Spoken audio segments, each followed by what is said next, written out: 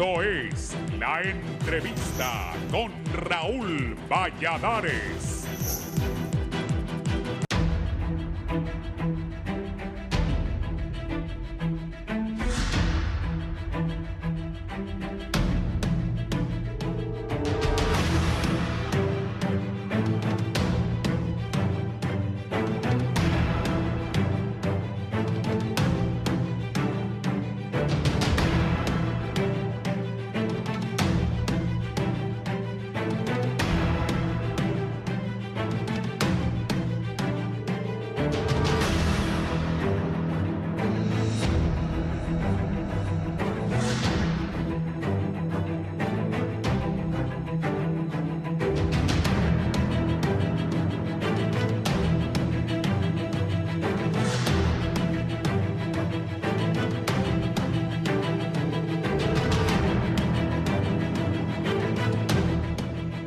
Estados Unidos impuso restricciones de visas a funcionarios centroamericanos por la que ellos denominan una explotación de médicos cubanos mediante el trabajo forzoso, informó el secretario del Departamento de Estado, Marco Rubio, sin especificar a quiénes. El gobierno cubano vende servicios a terceros países a través de las llamadas misiones internacionalistas, que incluyen actividades médicas, las cuales, según los estadounidenses, representan la principal fuente de entrada de divisas para la isla. El gobierno del presidente estadounidense Donald Trump tomó medidas para imponer restricciones de visado a varios funcionarios gubernamentales centroamericanos y a sus familiares por su vinculación con el programa de trabajos forzosos del régimen cubano, afirma Rubio en un comunicado sin especificar a qué país o países se refiere. Los funcionarios son responsables de los programas de misiones médicas cubanas que incluyen elementos de trabajo forzado y explotación de trabajadores cubanos, precisa.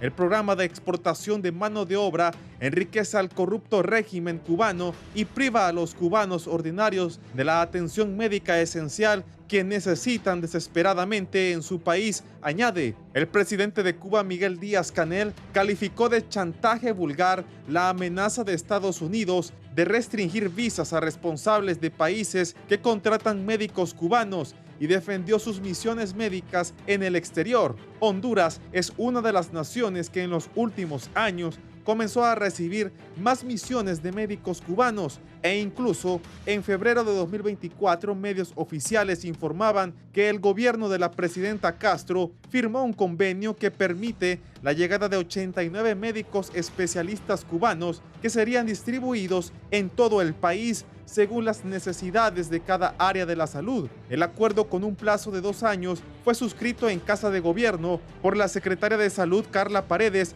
y el embajador de Cuba en Tegucigalpa, Juan Loforte, y detalla que los galenos provenientes de la isla se contrataron por medio de una Secretaría de Estado distinta a la CESAL y los asignaron a los hospitales Escuela y Catarino Rivas de Tegucigalpa y San Pedro Sula, respectivamente. Algunos funcionarios del Poder Popular reaccionaron y señalan que una visa no es el paso a la vida eterna, ni el mundo se va a acabar. Ahora tienen que llegar hasta la medida extrema de chantajear y de extorsionar a otros gobiernos. La relación que particularmente en lo que compete a Honduras existe con el gobierno de Cuba es una relación entre estados, enmarcada por el derecho internacional, no es una relación unilateral de funcionarios. Es oportuno recordar que Washington incluye a Cuba en su lista negra de tráfico de personas, porque cada año el gobierno castrista envía decenas de miles de trabajadores, sobre todo personal médico, pero también profesores, artistas, atletas, entrenadores, ingenieros, técnicos forestales y casi 7,000 marinos mercantes a todo el mundo, según el informe anual presentado en julio de 2024.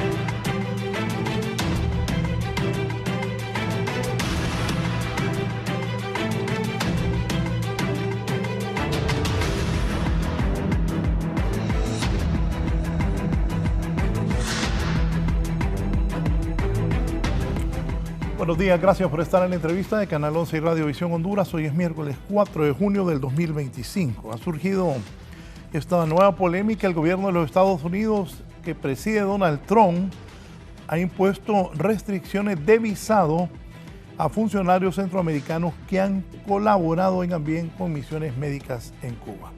Estos y otros temas los voy a abordar con mis analistas de esta mañana. Saludo a don Efraín Díaz Arribillaga. Bienvenido, don Efraín. Gracias por estar aquí. Don Omar García, analista, es candidato a diputado por el PINUS Socialdemócrata. Omar.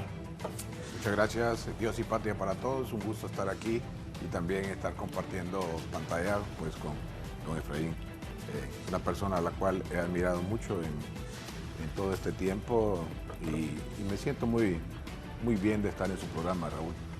Bien, gracias. Don Efraín, ¿qué buscan estas restricciones de visado impuestas por Estados Unidos a funcionarios centroamericanos? Y ahí escuché al director del INJUPEN, un líder en el occidente del país de Libertad y Refundación, Amable Jesús, reaccionando y también he pensado en varios funcionarios que han gestionado recientemente. La presidenta Castro inauguró una clínica de ojos, que entiendo hay médicos cubanos. ¿Por qué Trump hace esto? Bueno, en primer lugar que tiene una lógica en función de lo que la administración Trump tiene como visión de Estados Unidos en el mundo, ¿no? Ellos han insistido mucho y sobre todo ese proceso de reorganización inclusive del Departamento de Estado es que las relaciones de Estados Unidos con el resto del mundo tienen que ser en función de los intereses de los Estados Unidos. O sea, es una visión unilateral contrapuesta a una visión multilateral del mundo. Entonces, esa es una visión a lo que ellos han denominado Estados Unidos primero. Y todo va a ir en función de eso. Usted lo ve como también el manejo de los aranceles lo hace de la misma manera, el tratamiento que se da a los inmigrantes, bueno, el conflicto que tiene con universidades tan prestigiosas en Estados Unidos como la Universidad de Harvard, tratar de, digamos, de cercenarles los fondos federales para asuntos de investigación, igual que con otras universidades, con un discurso realmente preocupante. Creo que Estados Unidos vive un periodo complicado, para mí muy oscuro desafortunadamente, y con decisiones que tienen efectos sobre la institucionalidad de Estados Unidos, pero igualmente tiene una repercusión en el mundo. Utilizar, por ejemplo, los aranceles como una medida de presión o como si se quiere, una medida casi de chantaje, me parece un camino equivocado, aun cuando el propósito, digamos, de poder reindustrializar los Estados Unidos sea un propósito válido, ¿verdad? Pero las propias corporaciones, las transnacionales estadounidenses, se movieron al continente asiático y también para América Latina y el Caribe para establecer sus industrias en función de ir disminuyendo los costos de los productos. Entonces, no es algo que fue impulsado en la manera determinada. Y ya más en el caso concreto con esto, debo decir, bueno, que Estados Unidos es un país soberano. Ellos toman las decisiones que consideran oportunos. Pero en el caso particular de esto, yo puedo ver una contradicción a la vez. ¿Cuál es? Las misiones médicas cubanas, yo las puedo catalogar que están en el campo humanitario. Sin embargo, ellos tienen una visión política.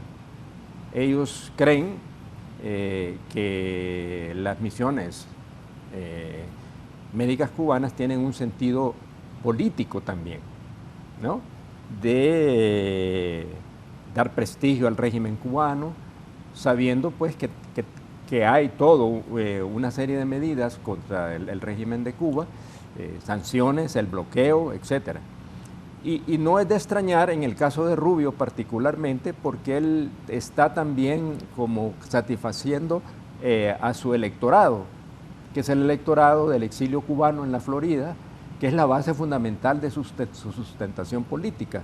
Y igualmente es congruente con lo que el grupo MAGA, como que se llama, el movimiento nuevo conservador en Estados Unidos tiene, ¿no? Y en Cuba ven, digamos, pues como es cualquier otro país que tenga una posición distinta a la que ellos visualizan como el mundo que ellos quisieran construir o cuál es el papel de los Estados Unidos en ese nuevo mundo que están queriendo construir. Entonces, como ha pasado con otras decisiones que ha tomado la administración Trump, el sustento jurídico es siempre muy débil.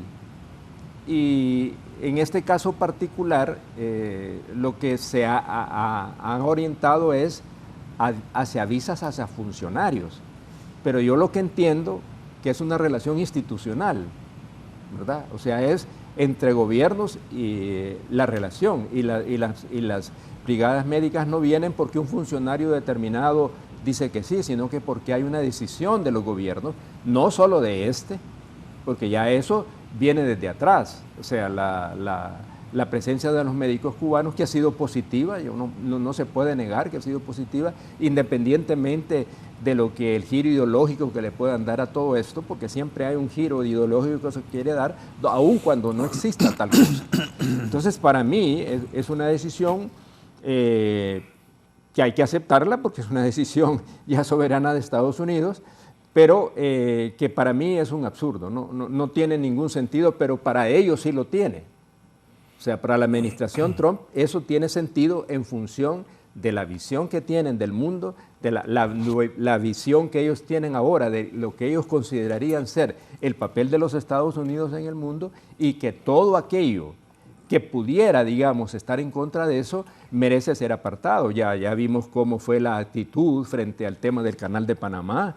Es un ejemplo muy claro que va en la misma línea de esto. El hecho del manejo de la inmigración como tal es muy claro. Hemos visto la actitud que tiene el gobierno salvadoreño frente a eso. Perfectamente están como en línea.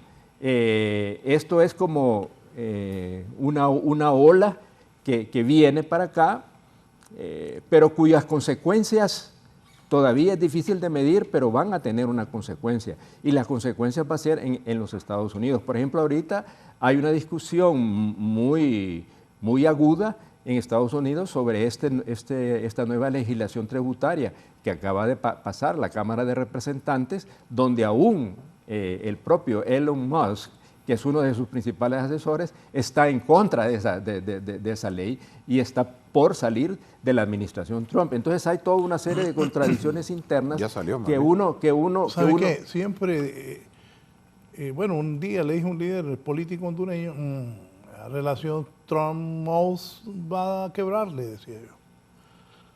Por supuesto, porque también recuérdese que él es un magnate, ¿no? Y es un magnate transnacional que tiene intereses no solamente en Estados Unidos, sino en el mundo en general. Entonces son visiones contrapuestas, claro. Tienen un pensamiento que coincide en algunas cosas, pero no en todas.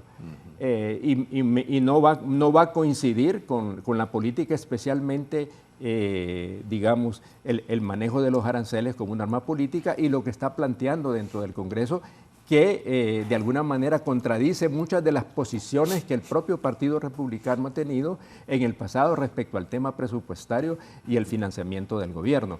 Así es que yo finalizo esta intervención diciéndole que, mire, Trump es un hombre de los medios de comunicación, tenía un programa de televisión. Entonces, él actúa como el espectáculo, ¿verdad? O sea, es la figura, digamos, que establece a través de los medios una figura mediática constante, siendo él el centro de todo lo que sucede, y eso es lo que le ha permitido a él llegar hasta donde ha llegado. 2 veces presidente de Estados Unidos. Hay una película, no sé si ya la vio, se llama El Aprendiz. Sí, así se llamaba el programa de él, así se llamaba. Correcto. Oye, Sí. y muy buena la película, y el actor con los gestos de Trump, muy bien. ¿Qué piensa de Trump y las visas, los médicos cubanos? Bien,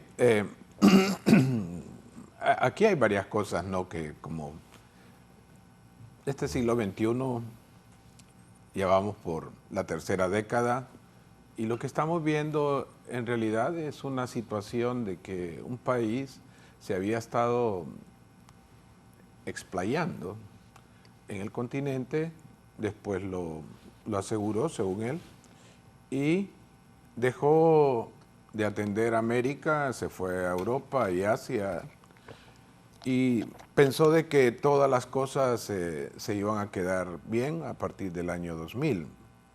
25 años han pasado, ¿verdad? Y muchas cosas han cambiado.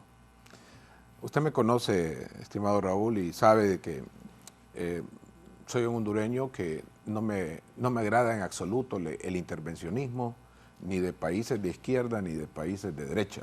Este es nuestro país. Y como es nuestro país, tenemos que tener dignidad.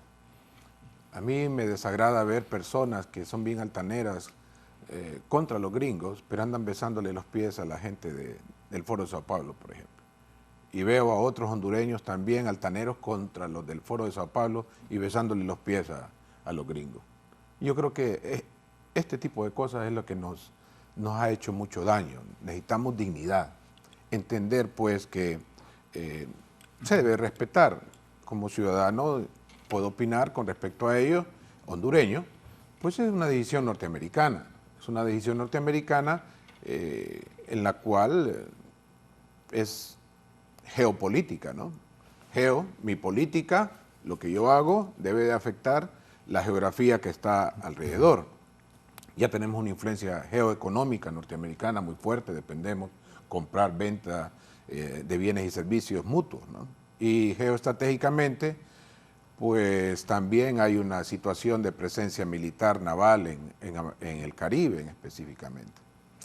Aquí hay algo que me llama la atención y analicémoslo, pueblo hondureño. Las normas internacionales de la ONU nos dicen que por cada 100.000 habitantes debería de haber mínimo 38 médicos. Por cada 100.000, mínimo.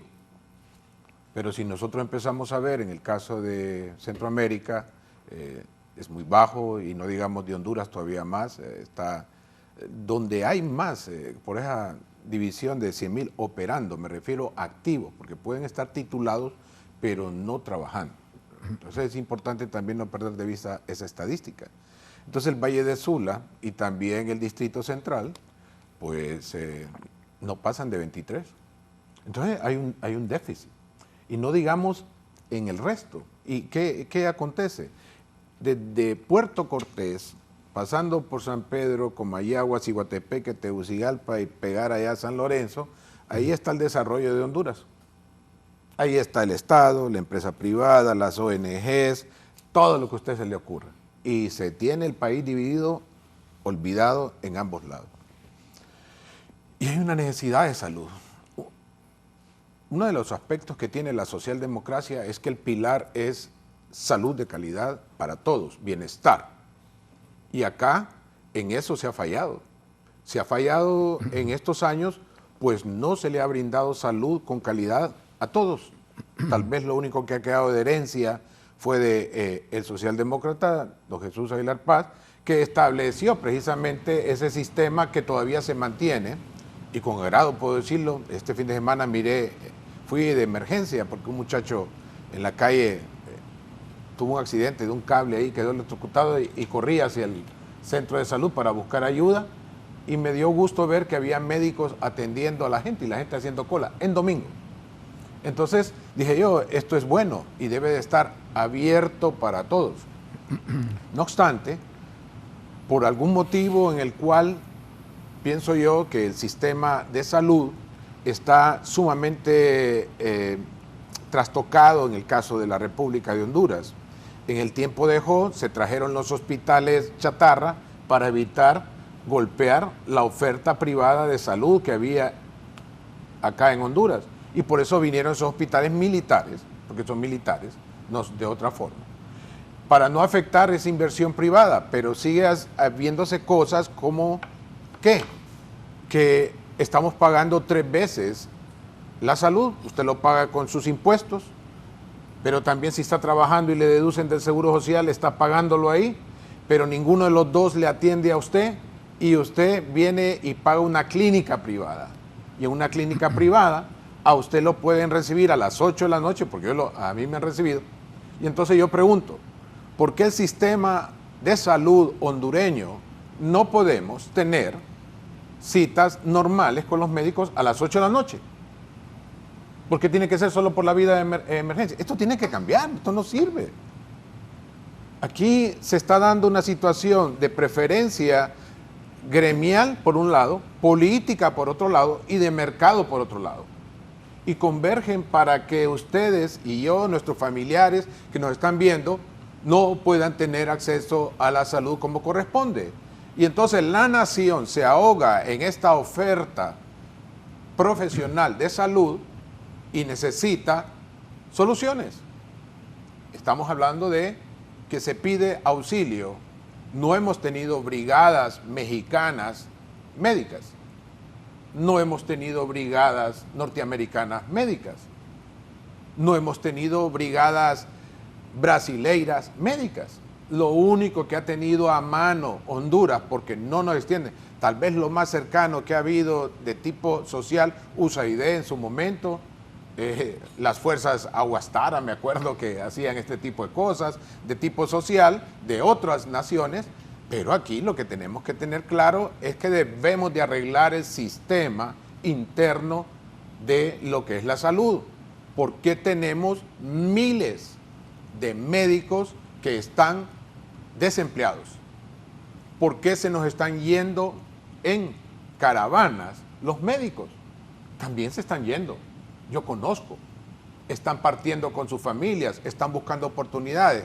¿Por qué? ¿Cuánto que nos costó? ¿Sabe cuánto nos está costando aproximadamente un médico egresado ya de lo que es la facultad de ciencias médicas? Nos está costando 4.3 millones de lempiras, un graduado de eso. Si usted lo agarra desde la escuela, le mete los salarios de las personas que hubieron. Y entonces otros países fácilmente le dicen, aquí está esta visa.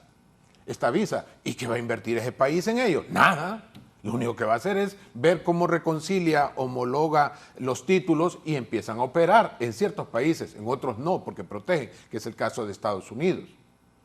Pero entonces acá hay una situación de que la propuesta inicial que se tenía sobre poder darle a Honduras una respuesta de salud para que hubiese calidad y en la atención médica, farmacéutica y también clínica con centros de salud no se está haciendo y entonces el país tiene que buscar salidas porque al final tiene que traer médicos. Pero hay un problema. Entonces viene una nación, que es los Estados Unidos, y empieza a ahogar, porque ha empezado un programa ellos para que en economía nosotros lo entendemos, está recuperando ese montón de dólares porque lo están metalizando, lo están convirtiendo en oro. El oro se va a convertir muy pronto en la fuente de riqueza en los próximos 10 años. Entonces ellos están recuperando la mayoría de los dólares para poder metalizarlos. Y entonces soltarán los dólares para empezar a pagar las deudas que tienen ahí, por ejemplo, externas con China. Esta de China se va a quedar solo con papeles. Por eso estamos viendo a Canadá, que ha empezado una situación minera en toda América y en Asia, porque están desesperados buscando oro. El oro se utiliza no solamente como fuente de riqueza, sino que está en todos estos aparaticos que nosotros andamos, en los celulares y todo ese tipo de cosas. Entonces, para este momento hay una situación. Ven a Cuba y la están ahogando y ahora la forma de generar geopolítica es, le voy a quitar la visa al gobierno que trae a estos cubanos. Yo he platicado con médicos cubanos, porque es importante saberlo. Yo no aspiro a que podamos enviar gente nosotros, no aspiro a que podamos tener hondureños así, porque así como lo dice Rubio, tiene razón. Porque si lo ven la nota que él tiene, está casi diciéndoles que Cuba está enviando médicos a otros países en una cuasi situación esclavista. Y yo jamás voy a estar con eso.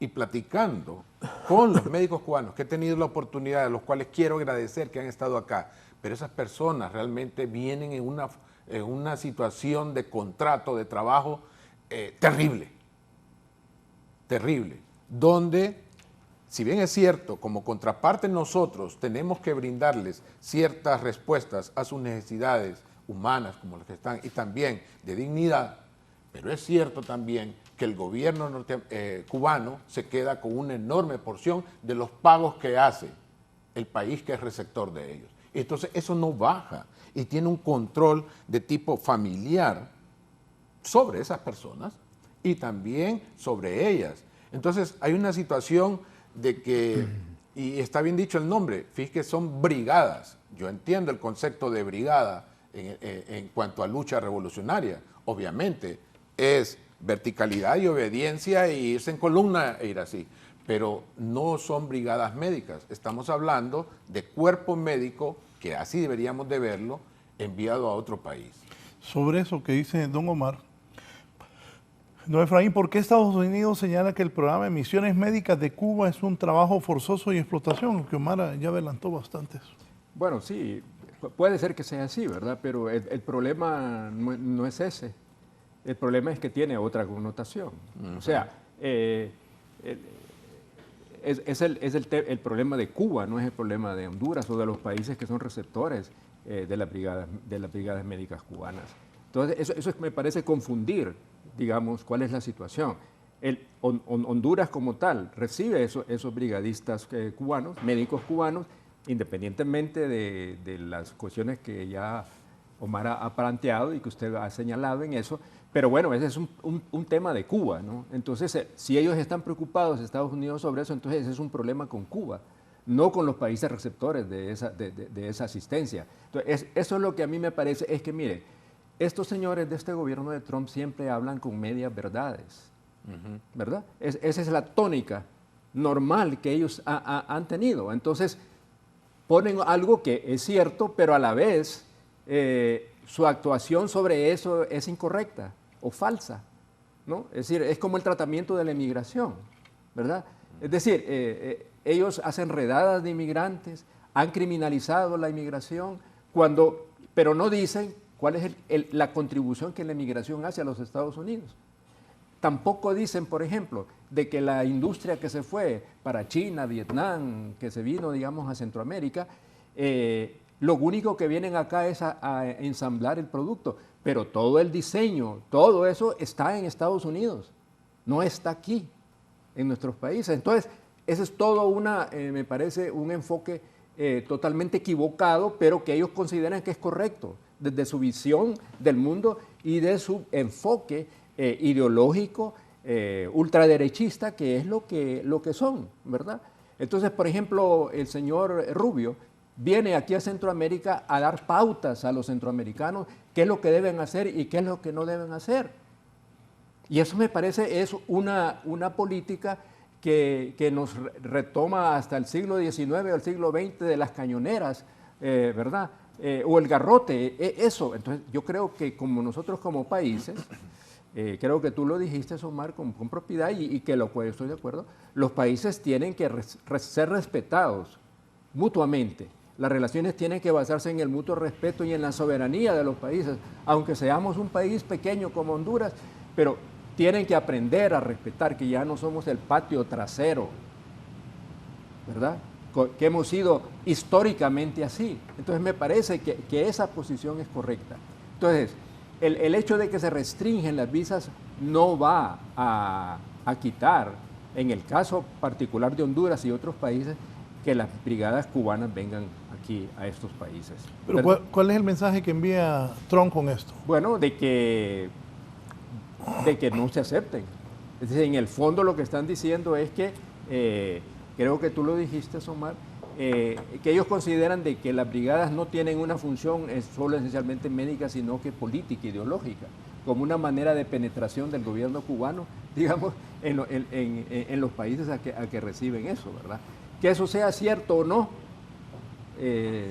no lo puede decir porque los resultados que tenemos en los lugares donde han estado no ha sido, digamos, que haya cambiado, digamos, el curso de los gobiernos de algunos de los países, pero ese es el concepto de ellos. O sea, todo lo que pueda ser una amenaza, una contradicción a la política exterior de los Estados Unidos y a la seguridad de Estados Unidos, entonces merece ese tipo de acciones. Eso es concretamente. ¿Y el gobierno de Honduras qué posición debe asumir ante esto?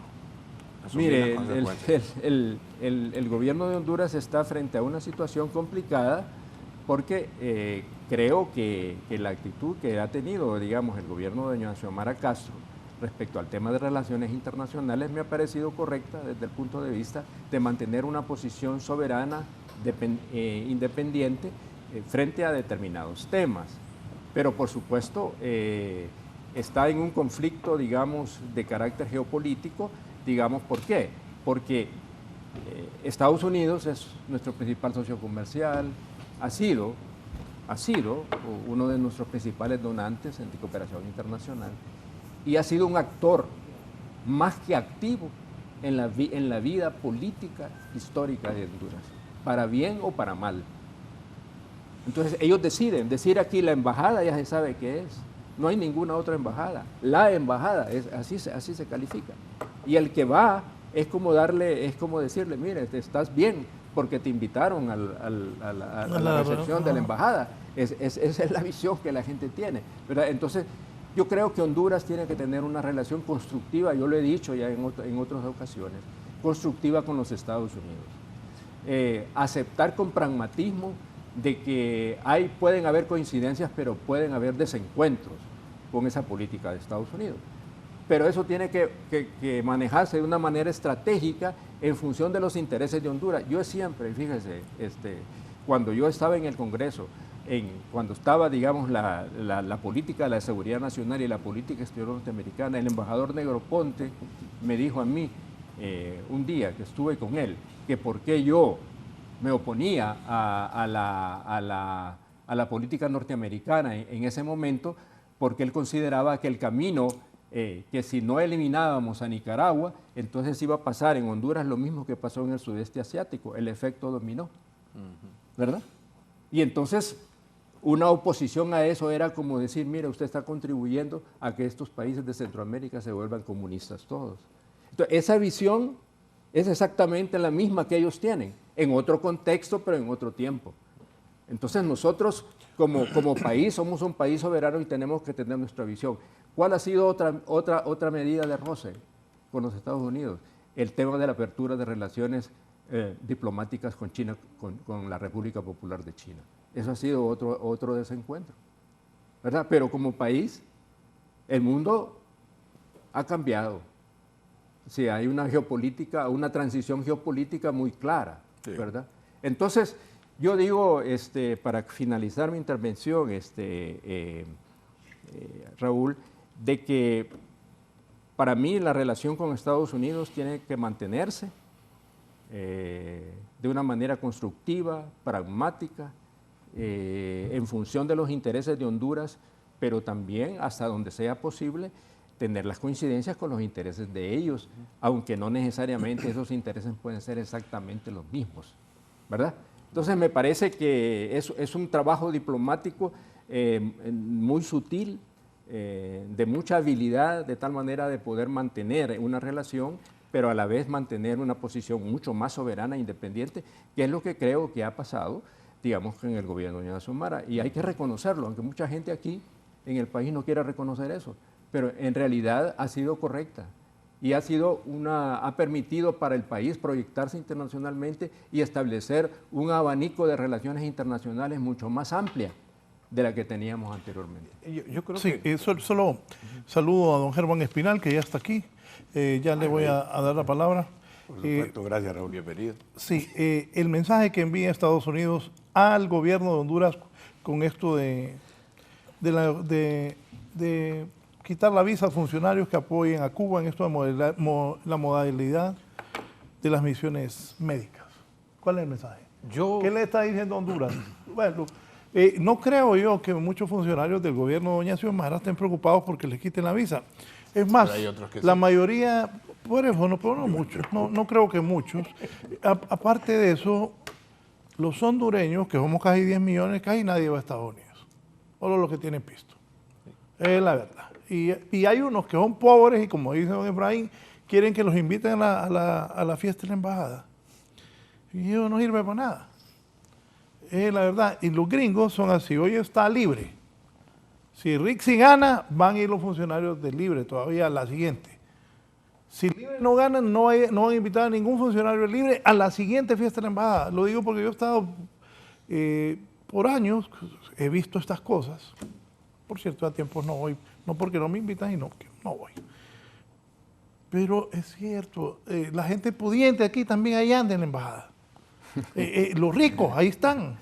Sí. Y la verdad, los gringos son fríos.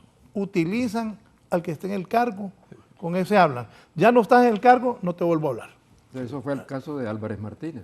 Sí. Un ejemplo clásico Pobrecito. de eso que usted está diciendo, Raúl. Bueno, de hecho, una vez me encontré al presidente Zelaya. Entonces nos juntamos ahí. Oíme vos, ahí como es Mel. Ajá, solo vos y yo andamos aquí. Vos por expresidente y yo por director de un medio. Sí, no. Y creo que andaba Pepe Lobo, ya ves. Pero los gringos así son, invitan al cargo, no a la persona. Y los ricos, como les gusta y son gringueros, les gusta ir a esa fiesta de la embajada.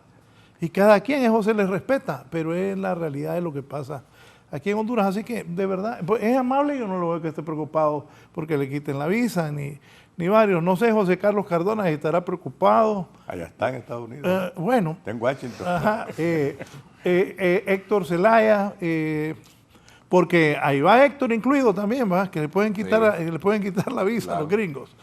¿Cuál es el mensaje para Honduras? Bueno, aquí... Pero es que lo que acabo de oír es la verdad. No, sí, yo estoy de acuerdo. Sí. O sea, Sí. lo que sí es que, bueno, Hemos sido dependientes. aquí venimos a poderle dar a su director público una respuesta, y esa pregunta me parece muy válida. Yo estaba analizando ayer, todavía, ¿por qué es que tenemos lo que tenemos? Y es que la doctrina MAGA no la hemos estudiado muy bien aquí en Honduras, ni en Centroamérica. Make America Great Again es una doctrina que tiene en diplomacia 3 aspectos. Y los voy a compartir acá para que vayamos en esa línea de análisis, no como una verdad, pero es lo que yo he analizado. Tiene 3 líneas de utilización diplomática en los Estados Unidos. Una con los gobiernos, otra con los estados y otro con los grupos poderosos del planeta. Eso es lo que se está teniendo ahorita. Y en ese sentido, Estados Unidos, para no romper relaciones con los estados, entonces lo que está haciendo es incidencia con 3 herramientas. Visa, la ley Magnitsky y la ley Engels. Y para ellos es afectar a los ciudadanos sin que se rompan las relaciones totales diplomáticas de Estado a Estado. Con Estado a Estado lo que vemos son las situaciones de guerra, y últimamente esa visita que hizo realmente Donald Trump con ciertas familias poderosas en el planeta, en las regiones de Asia y Europa, está diciendo muchas cosas. Para mí, aquí lo que debería de haber es una situación de asumir las responsabilidades. Aquí va a ser afectada la familia Castro, pues. Zelaya Castro, tienen nietos. Porque la doctrina MAGA va más allá de esas leyes que estamos acostumbrados a hablar, Magnitsky y Engels. Ya lo había dicho en su propuesta el señor Trump, en el sentido de que iba a afectar a los familiares que están viviendo en Estados Unidos y les va a alcanzar. Eso tiene que saberlo cualquier funcionario hondureño que aspira a seguir viajando a Estados Unidos, porque lo va a alcanzar. No se va a quedar solamente con quitarle la visa, sino que se va a extender más, porque estamos ante una doctrina estrenadita, 3.0 de la doctrina Monroe de 1904 más o menos, pero es extremadamente hegemonista, es extremadamente expansionista y es totalmente atropellado con respecto a cualquier nación. Entonces aquí no nos perdamos. Aquí debe de asumirse la responsabilidad del cargo. Voy a defender mi país, entonces tengo que asumir lo que implica defender el país. Porque si tengo que traer médicos porque tengo un déficit de atención de salud en mi país, porque el gremio no se pone de acuerdo, porque es un mercado grande, pero realmente los doctores todos quieren vivir solo en San Pedro Sula y quieren vivir solo en el Distrito Central y no quieren irse a vivir al otro lado, pues obviamente porque no hay una forma de vida que les pueda atraer con respecto a ello, pues tengo que buscar una solución para eso, pues. Yo si fuera presidente de la República también haría lo mismo. Yo tengo que darle respuesta a mi pueblo. Yo no puedo quedarme solamente con que, ni modo, ahora nos van a quitar ya las visas y creo que va a disminuir la atención médica. Claro que tengo que hablar con el gremio nacional, que qué opinan de eso, porque también tengo un problema con el gremio nacional. El gremio nacional médico ve con recelo que estén viniendo médicos cubanos, pero es que ellos no quieren ir a atender allá donde van los cubanos. Aquí tenemos un problema que no solamente es económico, es moral, es ético. Y eso tenemos que confrontarlo. Entonces aquí hay gente que no le va a afectar, pero yo le quiero dar estas noticias a la familia Zelaya Castro y a sus nietos. Eso los va a alcanzar. Y tienen que estar claros de eso, pues. Ustedes decidieron tomar esa decisión y llegar al poder. Y así como alcanzó y va a alcanzar, y acuérdese de la mañana que lo estoy diciendo, a la familia Zelaya Castro, en sus nietos que viven en Estados Unidos, porque dice, el señor Trump dijo que iba a presentar eso con extensión a sus familiares. Esa doctrina no la hemos entendido todavía, MAGA. Es extremadamente deshumanizada y es una propuesta que compraron los norteamericanos y Estados Unidos hasta se está dividiendo. Mire, esa doctrina la están entendiendo bien los canadienses, que decidieron no ponerle impuesto recíproco a los estados que no están atendiendo los aranceles norteamericanos. Canadá ha decidido entonces también direccionar eso. Y ahí está dividiendo la nación norteamericana. Estas decisiones ciertamente son una situación que no a todo el mundo está unificando. Tal vez estará unificando a los que habían estado ahí en Estados Unidos alejados de las decisiones de conveniencia internacional. Pero aquí hay un cambio. Estamos en la tercera década del siglo XXI. Olvidémonos de las décadas pasadas. Esto es un cambio diferente. Y si no estamos listos para ello, y si queremos entrar a servirle al país como servidores públicos, como diputados, como alcaldes y como presidentes, y no estamos dispuestos, o como directores o como ministros, y no estamos dispuestos a pagar el precio, pues salgan por la puerta de adelante o de atrás. Pero no vamos a estar aceptando injerencias de países que de una u otra forma ven lacerados sus intereses. ¿Y los intereses de nosotros? ¿Por qué una niña o un niño de ahí de Occidente no le pueden revisar los ojos? ¿Por qué tenemos que condenarlas para que sean ciegos de por vida? ¿Por qué no pueden ser vistas personas indígenas en ciertos lugares donde han llegado los médicos? Porque también eso se da para ideología. Eso estoy de acuerdo. Se utiliza como parte de ideología. Y hay que revisarlo. Pero todo debe estar en su lugar. Eso es lo que yo puedo contestarle. Sí, aquí está don Germán Espinal, que busca esas restricciones de visado impuesto por Estados Unidos. ¿Cuál es el mensaje al gobierno de Honduras con eso de las brigadas médicas? Por cierto, el actual gobierno tiene una relación directa con la Casa Blanca y a través del asesor cercano de Trump, entiendo que ha hablado con el expresidente Zelaya y hay una relación directa Casa Blanca, gobierno de Honduras. Sí, gracias. Buenos días, un agrado compartir con viejo amigo Efraín Díaz, no es que estamos viejos, pero Sí, acumulamos juventud ya. Sí, pero... Y con Omar, por supuesto, ¿verdad? Que hace apreciaciones.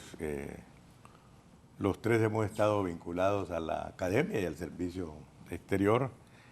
Y siempre está la tentación también de compartir estas caracterizaciones que de alguna manera ha iniciado Omar, doctor Omar. Y es un poco este tono de la política exterior del presidente Trump, que es lo que en política exterior se estudia como un discurso maximalista. Es decir, se dice hasta el tope donde va a llegar. Pero después también se miden las reacciones de acuerdo a la real política, y eso sí es real política lo que mencionaba. Y después se dice que hay países que tienen capacidad para poder identificar con claridad su interés nacional. Y dicen la teoría de las relaciones internacionales que a los países pequeños, en la periferia, les es muy difícil, porque generalmente su interés nacional lo determina la hegemonía política del centro, como se denominaba en la teoría de la dependencia y el subdesarrollo, y entonces que se impone el interés nacional, el interés de la metrópoli. Siendo así, entonces, hay momentos muy importantes que han caracterizado tanto al extremo oriente, Asia, Sudasia, Insular, África y América Latina. Y bueno, hay un momento que es el proceso de descolonización. Y evidentemente en África se producen los movimientos de descolonización, algunos heroicos, algunos exitosos, pero el trabajo de saqueo de los recursos naturales no terminó. Siguió porque es un continente extremadamente, lleno de recursos materiales estratégicos que siguen sin agotarse. Y mientras, por ejemplo, voy a poner un ejemplo, que los analistas, Francia no tiene una mina de oro y tiene la mayor reserva de oro en su banco central. Ni uranio y tiene uranio. Bueno.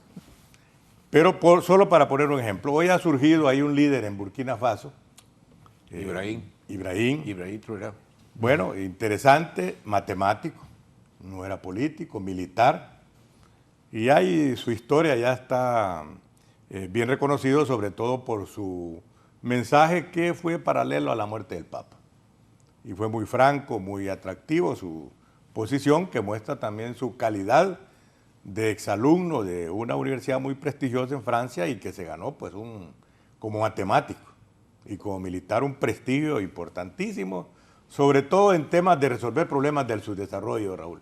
El agua en su país, que siendo un país con reservas de agua se estaba agotando. Bien. Y eso le ha dado un prestigio impresionante para continuar también aquellas luchas en África que se dieron de manera dramática.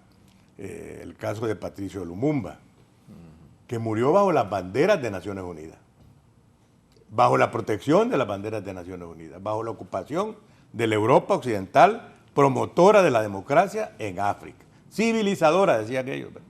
Acción civilizadora. Bárbara, el asesinato, la persecución, él y sus compañeros fueron desollejados, casi pelados con ácido muriático, que fue un asesinato condenado, por eso lo recordamos, por supuesto, que es un símbolo de libertad y de patriotismo. Y ahí viene también de entereza y de ética política. En el caso de Honduras, a veces esta dificultad de identificar intereses nacionales, sobre todo, que es tan útil en la política internacional. Nosotros tuvimos un amigo en común con Efraín que nos regañaba, Bob White, embajador de los Estados Unidos, cercano de las luchas, aspiraciones y objetivos del pueblo salvadoreño, y que por supuesto, ahí yo incluso traté a Monseñor Romero porque él nos lo presentó en una ocasión. Y era franco, Bob, diciendo, bueno, tu causa es la mejor y vamos a estar contigo con firmeza. Y ahí vemos entonces que hay hombres en el mundo y aún en Estados Unidos con sentido ético y moral. Y nos regañamos, yo a veces veo a los hondureños muy sobalevas, muy, ¿cómo se llama?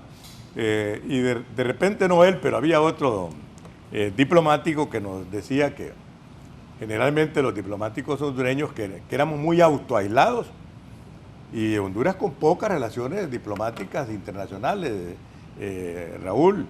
Nosotros hemos estado, y a veces teníamos diplomáticos que salían ya con el nombramiento y ya no representaban a Honduras, hacían mandados para otros. Y ahí ya tenemos entonces esos temas de lealtad, de integridad y de ética en el funcionamiento de nuestro servicio exterior. Y nosotros reconocemos entonces, para acercarnos al tema que nos ha traído, que es esta maximalización de la amenaza, pero que en algunos casos no ha sido maximalización, ha sido llevado también cuando ha habido daño demostrado, o por lo menos un relato y una demostración de que el daño se produjo, la persecución del supuesto malhechor, ¿verdad? Como es el caso de Bin Laden, ¿verdad? Que fue una persecución extrema hasta la liquidación del objetivo, que fue realmente una cruzada impresionante de servicios de inteligencia, de estrategia militar, de complicidad, de huir y de cambios también de aliados y de socios. La familia de Bin Laden era socio de los Bush. Sí. Y cambiaron los roles, como bien tú lo señalabas y como lo señalabas. Entonces tenemos que las posibilidades de amenazas a familias que se vinculan a estos problemas que ellos consideran amenazar a la democracia, o al tema de esta declaración maximalista de sancionar a burócratas que promueven o faciliten la instalación de ayudas humanitarias, como es el caso de las brigadas médicas de Cuba en Honduras, y que están aquí formalmente mediante un convenio desde los años 90, pero que históricamente llegaron cuando el FIFI nos atacó, y prácticamente en ese momento el FIFI destruyó el poco desarrollo de infraestructura que no había hecho el Estado hondureño, sino que las transnacionales, pero que era un aporte al desarrollo, lo que en economía Efraín enseñaba que era el estamento moderno. Había ferrocarril, había telecomunicación, habían centros de salud, buenas escuelas de la compañía bananera. La mayor parte de los pedagogos formados en Palo Pintado, en la Escuela Normal de Centroamérica, los de Santa Bárbara y de Occidente, fueron a trabajar esas escuelas, le dieron buen nivel académico y de formación a los hijos de los campeños, por supuesto, que lograban estar en esas relaciones. Estoy señalando esto porque hay otro tema, es el tema de lo ético, lo moral, y la otra de ser agradecido. El hondureño a veces tiene dificultad para dar las gracias. Ser agradecido es importante, no ser, como dicen, jugar por otro lado, pero dar las gracias. Y a nosotros nos corresponde, pues señalo estos hechos positivos del enclave bananero para decir que hay que ser agradecido con lo que se hizo, pero que nosotros mismos destruimos. Alcaldes y diputados, ladrones corruptos, vendieron los ferrocarriles a la fundidora del Salvador y a uno que se comenzó a hacer ahí por la salida de San Pedro Sula. Es una vergüenza histórica, porque ahí estaba el sudor de los constructores del intento de desarrollo de un estamento moderno de Honduras. Negros, indios, latinos, emigrantes salvadoreños. Ahí debieron haberse hecho monumentos al espíritu emprendedor del hondureño. Sin embargo, la corrupción y ese de malagradecido permitieron que ni para el turismo sirvió esas líneas férreas que eran tan interesantes en Tetela y La Ceiba, y que hoy debieran de estar activadas, no en el estado en que se encuentran. Bueno, esto nos lleva entonces a que este maximalismo hace que en determinados momentos, tú diste una cruzada, una lucha, cuando el país fue ocupado por 4 o 5 ejércitos, la contra, los combatientes sandinistas, los combatientes del FMLN, de los distintos grupos armados, guatemaltecos, y sobraban los norteamericanos, y un día un oficial hondureño dijo, si nosotros ya somos el 5.º ejército, no podemos hacer ejercicio de la soberanía mientras estemos ocupados. Bueno, hubo una investigación, ¿sí?, que en esos reportajes en las televisoras internacionales y hasta en esas series de Netflix aparece ahí el tema Irán-Contras, por supuesto, cómo claro, se financiaba, que la droga financiaba, que eso realidad iba para Honduras. Y es cierto. Y ahí se movió entonces Oliver North. una amenaza a la democracia. Y ahí, como tú mencionabas, el caso dramático de un hondureño que fue militar, el caso de Álvarez Martínez y del caso de Oliver North.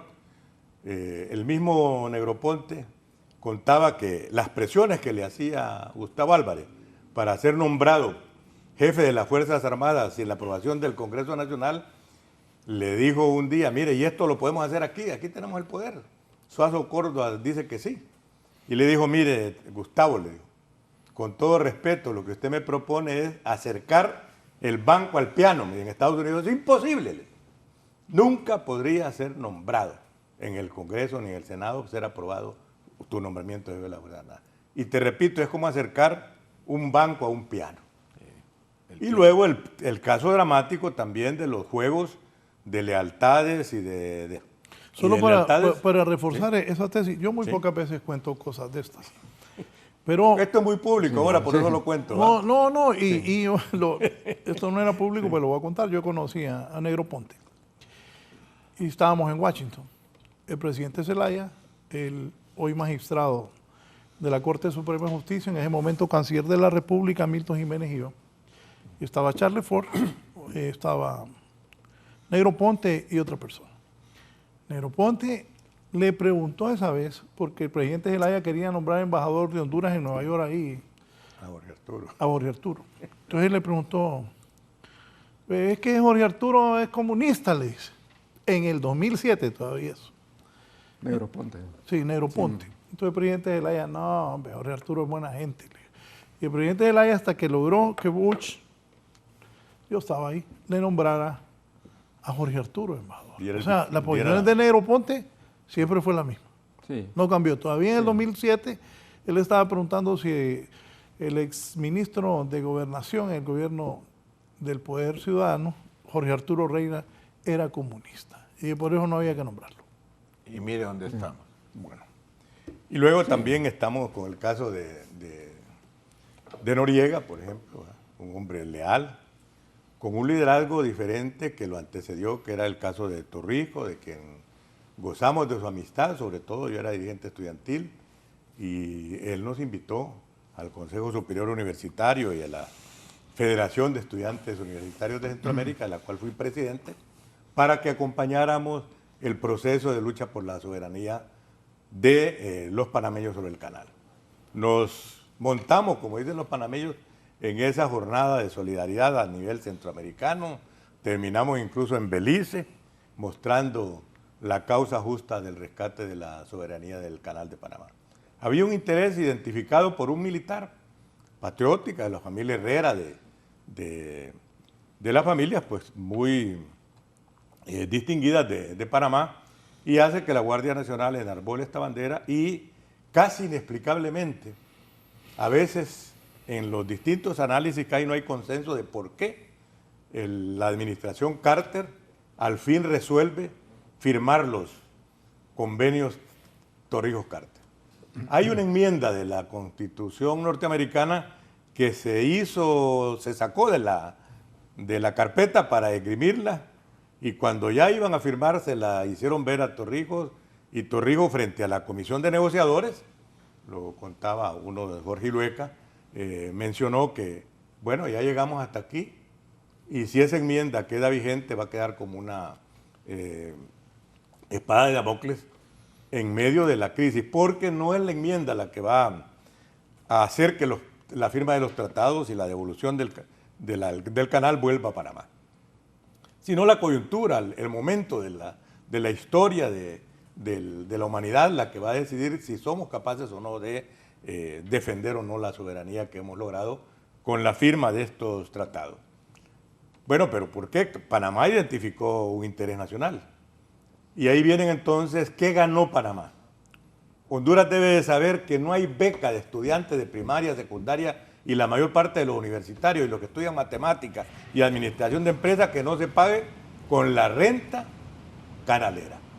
Y la Comisión de Administración del Canal, que es un acto de soberanía, es bastante apolítica, muy profesional, muy de meritocracia, más la mayoría de ellos fueron a estudiar en proyectos rápidos sobre administración, finanzas y planificación para administrar el canal. Y el canal no ha fallado, has podido ser beneficiado, pero también ya en el análisis ustedes han mencionado el caso de el caso de China, ¿verdad? Pero Trump de entrada dijo que se los iba a quitar, ¿se los va a quitar o no? Por eso, es una expresión maximalista. Ojo, ellos ya le llamaban a eso la tercera frontera. Pero por eso están cuestionando a Trump, que hoy dice una cosa que va a hacer y mañana, pero mañana dice que ya no. Es lo que explicaba, es una declaración maximalista y va a tener su impacto.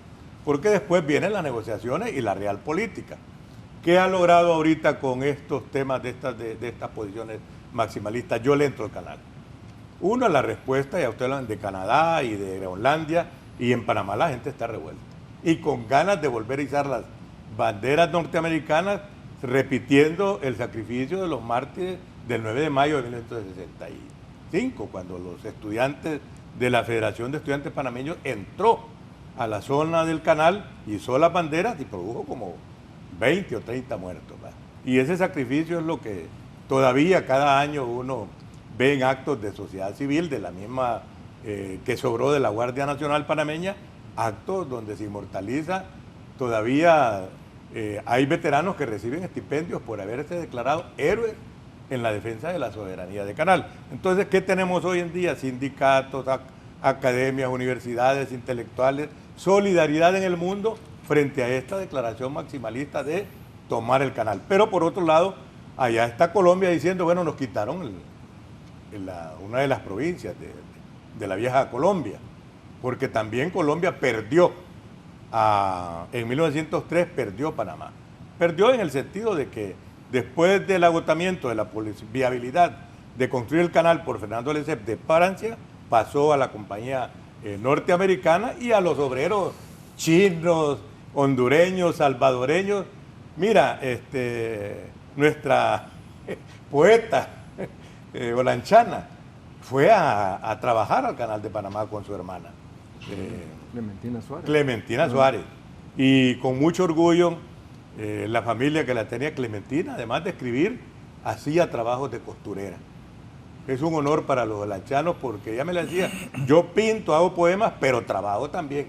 Es un mérito que lo digo porque no me lo contó, sino que ahí con las familias de Panamá que le mostraron su solidaridad, que eran muchos, ahí estuvo trabajando la gran Clementina Suárez, que es nuestro orgullo y que no era pobre, ¿verdad? Y tenía buen gusto y era un símbolo de la lucha de los femeninos, como lo fue Visitación Padilla, que es el otro tema. Visitación Padilla, Efraín, era una mujer primero de respeto, claro, de buena cultura y no era pobre. Sí, así como... Bien, permítanme, voy a hacer una pausa, pero antes me dice don Emilio Ramírez. Buen día, Raúl. Revisar la historia reciente es una asignatura obligada. Felicitaciones, excelentes invitados, con soltura moral e intelectuales destacados de Honduras. Gracias por su programa. Emilio Ramírez Pinto, desde Omoa. Nos saluda. El abogado Alex Navas dice también, saludos a los invitados. Estados Unidos es un imperio, la reencarnación del imperio romano. Por eso hay que actuar con dignidad y respeto a la autodeterminación de los pueblos. Tienen una afición contra el Partido Libre y son otros partidos los que están en Nueva York.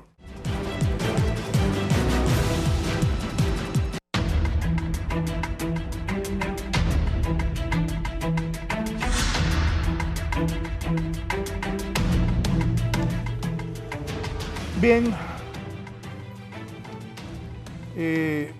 ¿cuál ha sido el beneficio obtenido por Honduras mediante estas misiones cubanas? Estas misiones cubanas, ¿cuánto le cuesta a Honduras y qué tan necesarias son para Honduras? Bueno, creo que es un tema que se ha tocado de alguna manera u otra con esto. Alguien me envió y me señalaba, digamos, para el COVID, que las brigadas médicas cubanas estuvieron en Italia, apoyando, digamos, el esfuerzo, digamos, ahí. Y a ellos les pegó duro, bastante, sí, bastante. Mortandad enorme. Mire, yo creo que, ¿qué es lo que ha sucedido? Creo que lo han tocado con el tema de salud. El 80% de la inversión pública se concentra en San Pedro Sula y Tegucigalpa. Una gran parte del país, de los municipios más pequeños del país, no tienen una buena asistencia médica. Todo el sistema, y creo que lo mencionó Omar, que se montó, digamos, precisamente al finales de los años 70 del siglo pasado, durante periodo del reformismo militar, eso se fue debilitando a lo largo de la historia. Entonces, hay una gran cantidad de médicos que no buscan irse, digamos, a las áreas rurales. Y en eso cumplen una función las brigadas médicas cubanas. Eso mismo se podría hacer con nacionales si nos propusiéramos hacerlo. ¿Por qué no? Porque, claro, coincido plenamente que tanto la educación como la salud son los pilares fundamentales, ¿verdad?, de cualquier sociedad democrática y donde se prevezca la justicia social. Entonces yo creo que ese es un tema que yo considero que Honduras debe darse a respetar. Ya hemos hablado mucho de las relaciones con Estados Unidos y sabemos perfectamente cuál es su visión imperial, sabemos cuál es su visión geopolítica, que el Caribe, como decían, era como su mare nostrum, que decía, digamos, el Imperio Romano, pero creo que hemos llegado a un punto hasta aquí en que como nación debemos ser respetados y, por otro lado, tener una actitud soberana en nuestro país, que es lo que hemos necesitado y que históricamente no se ha podido hacer. Hemos dado algunos pasos, aunque quizás no se reconozcan, pero hemos dado unos pasos en esa dirección. Por supuesto, no es un camino fácil. Generar una relación constructiva, pragmática, de beneficio mutuo con los Estados Unidos es un trabajo de diplomacia que me parece tiene que ser muy efectivo y tiene que mantenerse, pues. Y yo creo que en ese camino debemos seguir. El mecanismo de restringir visas para que no continúen las brigadas cubanas, la verdad no creo que sea efectivo al final. Los gobiernos decidirán si están o no están, porque como lo dije al comienzo de este programa, Raúl, Omar, que es una relación entre gobiernos, es un tema de cooperación entre Honduras y Cuba. Quizás lo que buscan ellos es romper esa relación, ¿verdad? Dentro de la visión que ellos tienen, ¿verdad? Germán, que esa visión de que todo tiene que darse en función de los intereses de ellos directamente y no los intereses de los demás. Entonces, esa visión que tienen, no sé si les va a funcionar. Cuando se habla de Estados Unidos es una sociedad polarizada, precisamente por esas actitudes y decisiones de esta administración. Mira, lo último es el caso Harvard. Que es sí, terrible. bueno, eso es lo que uno puede pensar, o sea, hasta dónde puede llegar eso, el retroceso que eso significa. Por ejemplo, en el hecho de que él se ha tomado, por ejemplo, el Kennedy Center, que es un centro cultural, digamos, en Washington, él destituyó casi toda la junta directiva del centro y entonces se la apropió. ¿Y qué es lo que ha tenido con eso? De que ahora casi nadie va a eso.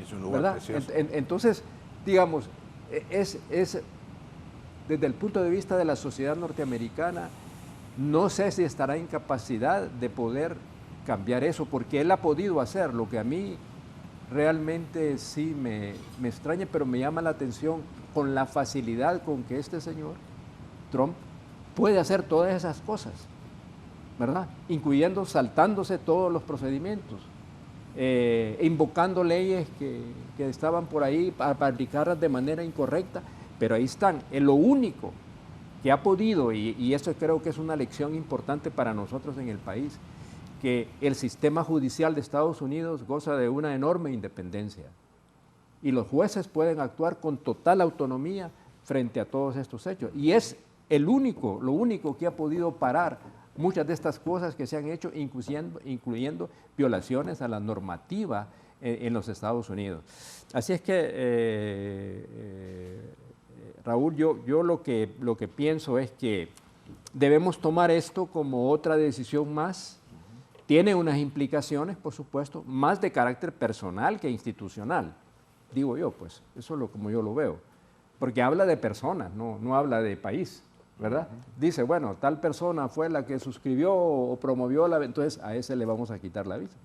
Y ese quitado de visa o esa restricción de visa también tiene que estar basado en alguna alguna normativa. ¿Cuál es esa? ¿Lo van a poner en la lista Engels? No caben, porque eso tiene que ver con corrupción, no tiene que ver con un tema que es de carácter humanitario, ¿verdad? Como es el caso de la medida. Lo que pasa es que la reformaron ahorita en el 2023 y ellos se están poniendo en... Perdón por interrumpir. Sí, adelante, adelante. Pero lo ampliaron. No, y le tocaba. Sí. Le tocaba hablar. Ya, gracias. Entonces la ley Engels es de 400 páginas, ¿no? Y yo le he dicho a mucha gente acá, tienen que leerla acá, porque si no se van a cometer errores. Y ellos ahorita, en las reformas que hicieron, le agregaron algo como, voy a tratar de hacer la traducción, es erosionar el sistema democrático, no solamente ahora es corrupción. Entonces para ellos, erosionar el inglés y la cultura norteamericana, erosionar es de varias cosas, en función de quitar el status quo que hay. Entonces, para ellos, una decisión de este tipo erosiona la democracia donde estamos nosotros. Entonces, sí aplica la ley Engels. Entonces, como un nuevo elemento de tipo acusatorio o hacer fuerza para que se le pueda dar a estas personas. Pero no es correcto, o sea, sí. Ellos es direccionado. Ahora, lo que sí estoy de acuerdo, porque también... Aquí debo de decirlo, por la exposición que tengo a conferencias internacionales, sí se ha comprobado que las brigadas médicas cubanas han tenido infiltración de agentes ideológicos. Y eso creo que todo país debe vigilarlo. Por eso es que los embajadores, cuando se le da la venia acá, es precisamente de que se investiga quién es la persona que está llegando. Entonces, en el caso nuestro, no es que vamos a recibir el montón de personas sin que, como país, tengamos que ver si realmente vienen a aplicar ciertas situaciones. Eso se ha estado comprobado en varios países y hay informes serios sobre eso y no podemos pasarlo por alto. Porque también está la otra parte humanitaria, que yo voy con ello, pero está también la otra parte para tener una especie de balance, pero llegar a decir que porque me viene una persona, 2 personas en una brigada, entonces tenemos que quitar todas, esa es otra cosa, no estoy de acuerdo con eso. Quería hacer una pregunta, sí. Pero esa evidencia se da en el caso hondureño, porque la presencia de las brigadas médicas no empezaron en el gobierno de doña Xiomara Castro, sino que eso viene desde mucho antes. Sí, pero los efectos que ha tenido políticos ideológicos que han tenido los médicos cubanos. Ellos se amparan. Eso es lo que hay que preguntarse. Sí, correcto. Ellos se amparan en que hay evidencia ya comprobada y va a suceder el mismo caso en cualquier otro país de aquí en adelante. Eso es lo que están diciendo ellos. Pero no quiere decir que no sea cierto, porque sí es cierto. Sí es cierto. Y entonces ahí es donde debe de trabajar. Si yo recibo, por ejemplo, acá médicos cubanos, yo tengo que tener el sistema de vigilancia y seguridad de este país verificando dónde están, pues si es obligación mía como de seguridad nacional. El Consejo Nacional de Defensa y Seguridad debe tener un informe acerca de la presencia extranjera que está en estas circunstancias, porque eso lo hacen todos los países. Yo sigo insistiendo en esto, ¿verdad? Nosotros debemos de tener nos aproximamos más al fascismo que al Estado para nada. No, derecho. Ni fascismo. Se trata de seguridad nacional. Tengo una pregunta. Yo tengo que saber quién... Perdón, solo déjeme terminar la idea. Yo tengo que saber quién me viene a mí, a mi país, para hacer qué, durante qué y cuándo sale y cuáles son sus propósitos. Misión de ellos, ahí está. Pero si logro comprobar otra cosa, yo tengo que decirle a su embajador: mire, esta persona, sáquela porque no va a estar. Por eso encontramos los beneplácitos de los embajadores, y no es fascismo, Germán. Porque el fascismo, por ejemplo, es como yo podría acusar actualmente al gobierno de ahorita, que tenemos haciendo cola 17 embajadores que no le reciben las credenciales. ¿Por qué? Porque es obvio. Este gobierno tiene que evaluar quién me está viniendo como embajador. Y eso no es fascismo, eso se llama seguridad. Y la seguridad tenemos que verla no solamente con diplomáticos, sino que es un centro de surgimiento del nazismo. Yo me haría la pregunta, pero yo no quiero llevarlo a eso. Maidán yo no quiero llevarlo a eso. Siguiendo tu argumento, entonces La Embajada de Estados Unidos no tiene espionaje en Honduras. Sí tiene. Bueno, entonces, Por eso tenemos mismo- que decirle entonces a los Estados Unidos, mire, ese señor que tiene el cargo de agregado cultural, pero representa a la CIA, entonces eso no debe estar ahí. ¿Lo hacemos o no lo hacemos? O sea, es decir, me parece que es entrar en un campo que es difícil de manejar. No, No no muy lo miro- Estado yo- democrático. No, Sí, no, yo es no lo decir, miro difícil, yo no lo miro bueno, difícil, porque si a mí me viene alguien como médico, que sea médico, pues. A mí me viene un agregado militar, que sea militar, agregado militar. A mí Pero me no viene es un así. cónsul que cumpla las funciones Pero de no es cónsul. así, Si me pero viene no un es así. embajador, que cumpla las funciones que corresponde diplomáticas, de ser embajador o embajadora. Entonces, aquí lo que debemos de tener claridad es, realmente, nosotros, la debilidad interna, la politización, la entrega a intereses externos por sobre los nacionales, nos ha llevado a este tipo de cosas. Pero eso no me quita de que es necesario llevarle salud, y sigo insistiendo, porque una niña va a vivir el resto de su vida ciega solo porque a mí me dice que va a perder la vista la persona si lo trae con este médico que me va a ayudar en los ojos, por ejemplo. Entonces, yo tengo que pensar en los intereses nacionales. Y pensar en los intereses nacionales es poner en evidencia absolutamente todo, no solamente la parte, y yo creo que verlo mediatizado, esta parte sí me gusta y esta parte no me gusta, no es lo correcto. Una política pública es una política pública de Estado. Y nosotros tenemos que saber cuándo nos están afectando y cuándo nos están ayudando.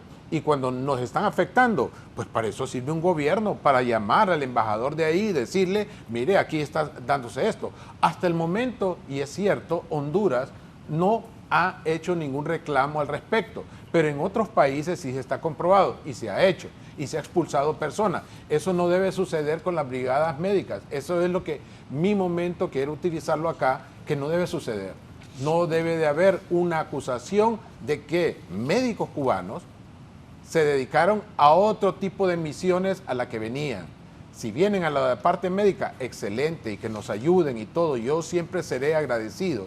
Cuando decimos, tú me dices pues, que es de espía, bueno, si empezamos a ver, si empiezo a colocar cualquier persona de embajador y cónsul de mi país, en cualquier país, y no tiene formación de servicio consular ni diplomático, esa persona se me puede convertir en un espía en contra mí, de mi gobierno. Son realidades, hombre, tenemos que hablarlo. Yo lo que digo, Omar, entiendo tu punto, pero el punto es, me dice, ¿cuál es la evidencia de que las brigadas médicas cubanas han contribuido? Por eso decía que en Honduras no O sea, ha habido. es decir, sobre Por esa eso base decía. tenemos que Sí. actuar, pero Por eso- suponer de que las brigadas médicas cubanas hacen una actividad, digamos, de proselitismo político o de poner el régimen cubano en determinadas cosas, yo no le encuentro que ha sido así. No. Porque la presencia de las brigadas cubanas no es ahora en este momento, sino que vienen desde el gobierno Desde Polanco, ¿Ah?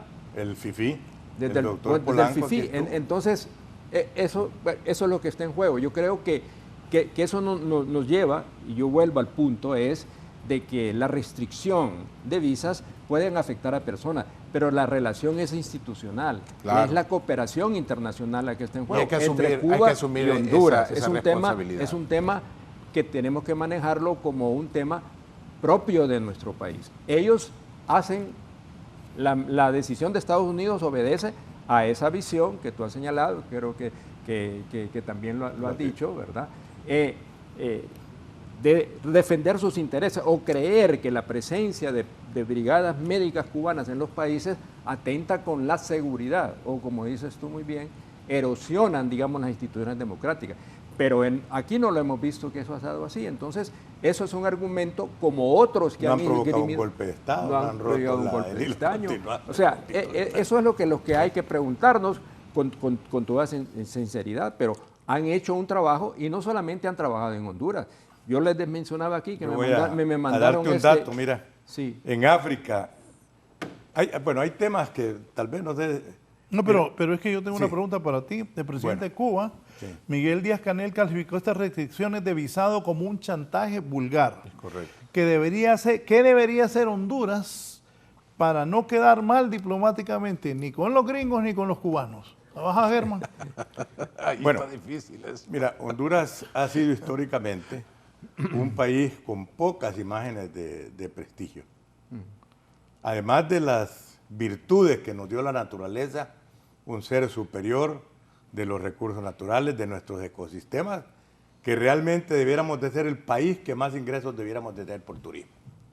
Pero después de Morazán, Primitivo Maradiaga, Chelá Tuclés, Primitivo, mi gran amigo, yo lo pongo de ejemplo, y por otro lado el doctor, que es nuestro embajador ahora en Chile, que fue incluso sacado de la universidad Moncada. porque sabía de Moncada, Salvador Moncada.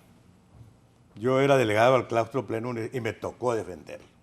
Destituido de la Facultad de Medicina porque sabía demasiado. Así quedó en el acta de eso. Porque estaba promoviendo la investigación científica al más alto nivel. Bueno, son temas de historia, pero lo que te quiero decir es que hay países que se prestigian, por ejemplo, por tener el mayor nivel de representaciones diplomáticas en su país. En el mundo, Cuba es uno de los que lo tiene, Estados Unidos, por supuesto, Suecia, Alemania, ¿verdad? Incluso facilitan que el país llegue. Todos los africanos pongan ahí su facilidad. Y yo creo que ni se fijan si es, qué persona es, pero tener la representación diplomática es importante. En África, los países como Cuba siempre ganan un perfil de prestigio, pero ese no es nuevo. De estudiante a mí me tocaba ir a limpiar el Parque Finlay. Y ahí nos contaban los profesores porque era cubano y había descubierto una vacuna. Y la sociedad hondureña le dedicó un parque. Finlay.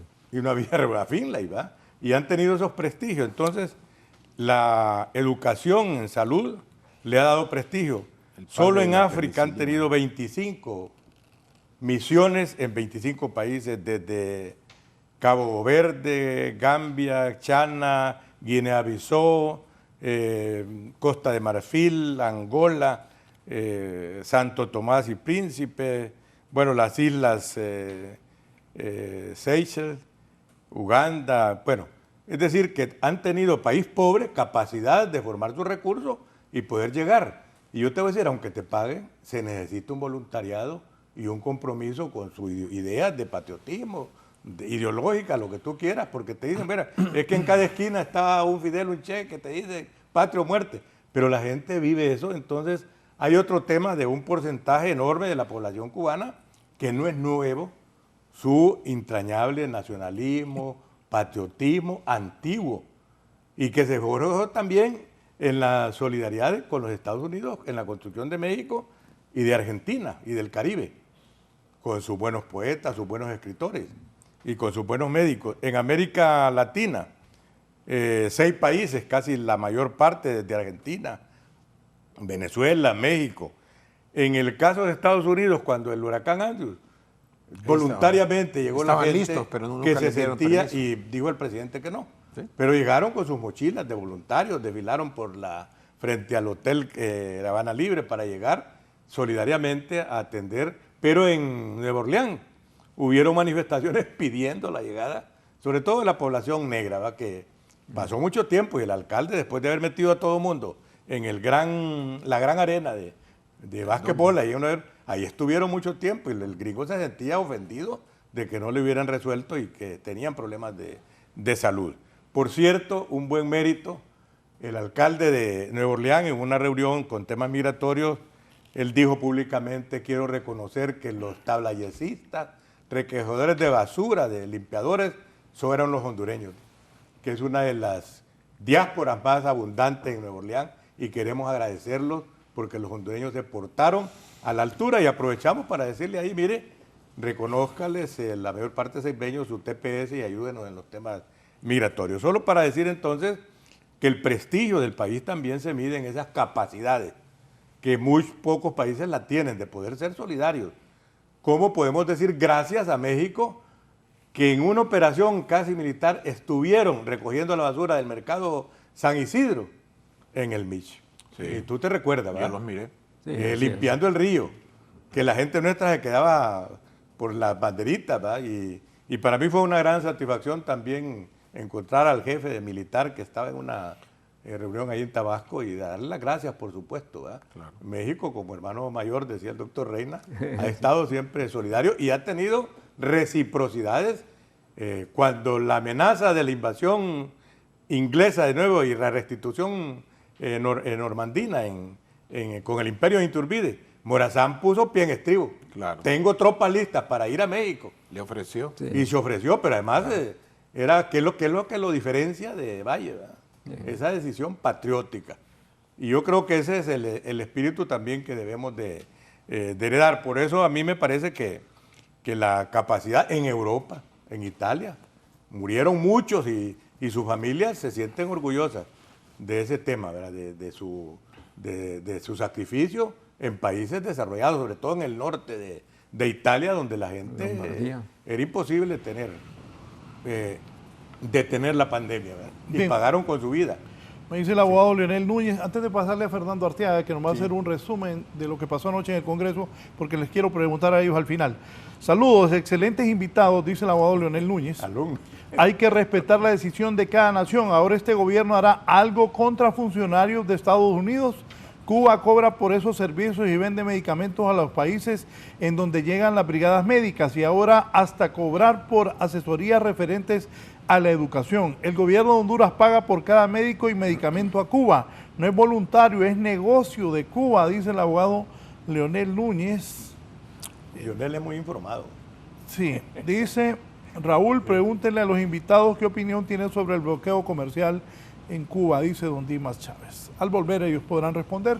Fernando Arteaga, ¿qué ha pasado anoche en el Congreso, donde las repúblicas liberales no votaron? Unos los cuestionan, otros no. En un descuido. Pero los nacionalistas sí votaron. Hoy día a Toño Rivera diciendo que por la patria y la democracia, los políticos, digo yo. Pero Fernando Arteaga tiene el informe. Adelante, Fernando. Buenos días, licenciado Raúl Valladares, y buenos días también a los televidentes y panelistas del foro La Entrevista de Canal 11. Y hay billetes para los partidos políticos. Y bueno, no se sabía cuál iba a ser la estrategia de la oposición ayer. Lo que sí se sabía es que se iba a aprobar el presupuesto. No ingresaban los nacionalistas ni los liberales. Al parecer se habían puesto de acuerdo, pero el presidente del Congreso, Luis Redondo, no anduvo con cosas y sentó a un par de diputados suplentes de libre en los curules de los liberales y nacionalistas. En veloz carrera, los nacionalistas aparecieron y le dieron legalidad y validaron lo que estaba pasando en el Congreso Nacional, votando por unanimidad por este presupuesto. ¿En qué consiste este paquete de presupuesto que fue enviado por el Consejo Nacional Electoral? Más de 1.700 millones para las elecciones, más de 80 millones para las Fuerzas Armadas, el traslado del material electoral, el resguardo, que es en lo que quizás no hubo efectividad en las elecciones primarias.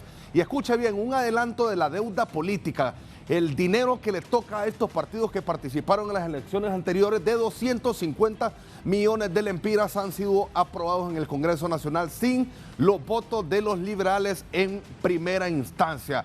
Bastante dinero. Este adelanto son 250 millones, le tocan al Partido Nacional, al Partido Liberal, al Libre, al Partido Salvador de Honduras, a la Democracia Cristiana, al PAC. Todos los que participaron en las elecciones anteriores van a recibir su billetío como adelanto también para la formación y para todo el tema que tiene que ver con las elecciones que se aproximan. Asimismo, hay reacciones. El presidente del Congreso dijo que este presupuesto y este paquete de dinero va a ser enviado a publicación directamente sin una sanción del Ejecutivo y sin una ratificación del acta por los momentos. Escuchemos lo que decía el ingeniero Luis Redondo anoche en esta sesión, donde además dijo que no hay ilegalidad alguna en todo lo que ha estado ocurriendo en el Congreso Nacional. Elecciones Generales 2025 y el presupuesto de transferencias de ley a los partidos políticos legalmente inscritos en concepto de financiamiento público para el proceso de elecciones generales 2025. Acabo de dar instrucciones porque esto no va a sanción, va directo a publicación en el diario oficial La Gaceta, por lo que este Poder del Estado estará enviando a publicación estos dos presupuestos este mismo día. Asimismo, recordarles que con la aprobación del presupuesto en la partida 449 se hizo la reserva de los recursos por la Secretaría de Finanzas para asegurar el próximo proceso electoral, garantizando la celebración de elecciones, de la celebración democrática de elecciones para noviembre de este año 2025.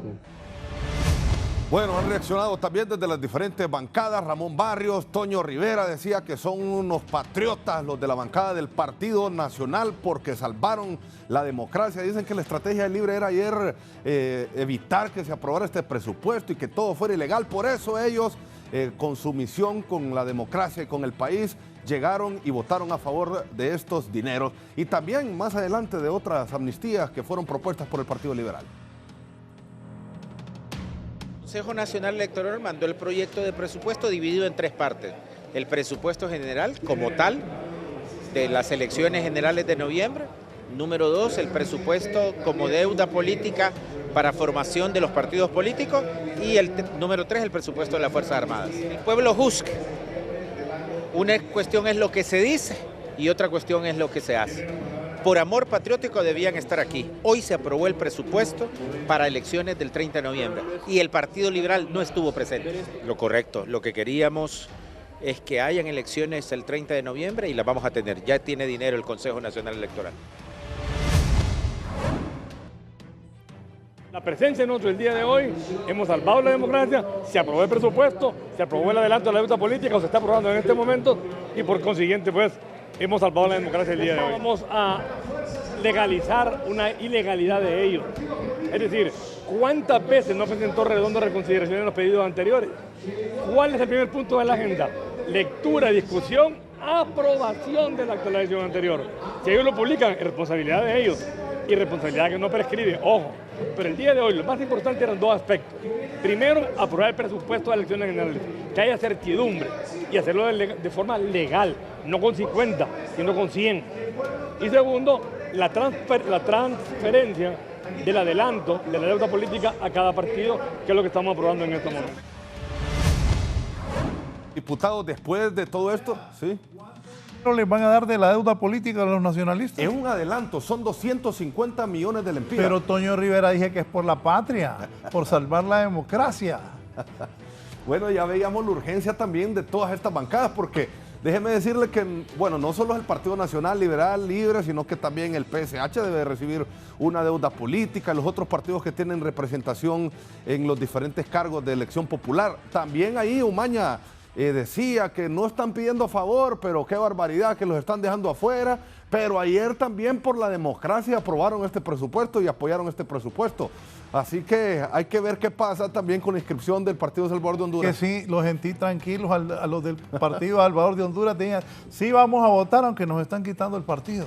Pero no sabía yo en ese momento que escuchaba, estoy especulando, de que les van a dar 250 millones de deuda política a los partidos que participaron, estos 250 millones es un adelanto de la deuda, se va a distribuir en los diferentes partidos sí, que participaron en las elecciones anteriores, pero sin duda es algún aliciente para trabajar la política en Honduras. Un país tan pobre, así gasta el poco dinero que tiene. Fernando. Sí, lo extraño también, Liga, es que se le dio prioridad después de este presupuesto a un proyecto del Partido Liberal que, bueno, ellos no acudieron, dicen que es una ilegalidad lo que sucedió, pero son 5 amnistías las que fueron aprobadas también de la alcaldía, de la ENE y otro tipo de amnistías que fueron presentadas por Mario Segura, las que fueron aprobadas totalmente ayer en el Congreso Nacional. Así está la política en nuestro país, hay que ver cuál es el discurso ahora de los parlamentarios y hay que ver también cuál va a ser la agenda porque todo el mundo está en serio y no saben a qué le van a dar prioridad a partir de ahora después de este tema del presupuesto electoral.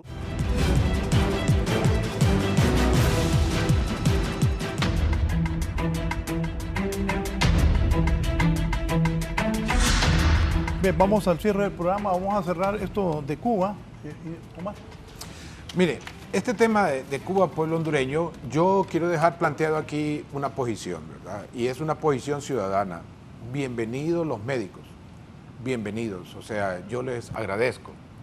Como hondureño no soy ni mal agradecido ni desagradecido. Yo les digo gracias. Pero también que no vaya a suceder el error que han cometido en otros países de infiltrar gente para eso. Es lo único que les voy a pedir, porque necesitaríamos respeto. Pero de ahí, todo lo que están haciendo, excelente, continúen con ello. Yo quiero decir acá, este sistema de salud, pueblo hondureño, tiene que cambiarse. No podemos seguir dependiendo de la ayuda extranjera. ¿Por qué no podemos nosotros establecer 3 jornadas de atención en los sistemas hospitalarios? No importa de cuáles sean, los públicos. ¿Por qué no puedo yo ir a una cita normal al médico a las 7 de la noche? ¿Por qué no me puede atender él si él me está atendiendo en una clínica privada? A las 7 de la noche, él trabaja en la clínica pública y después va a trabajar a la clínica privada. Y tengo un montón de médicos que están desempleados, enfermeras desempleadas, farmacéuticos desempleados. Este sistema de salud no puede seguir así. Y eso tenemos que tenerlo. Y a los Estados Unidos le digo con todo respeto también como ciudadano hondureño. Y entonces, ¿qué quieren?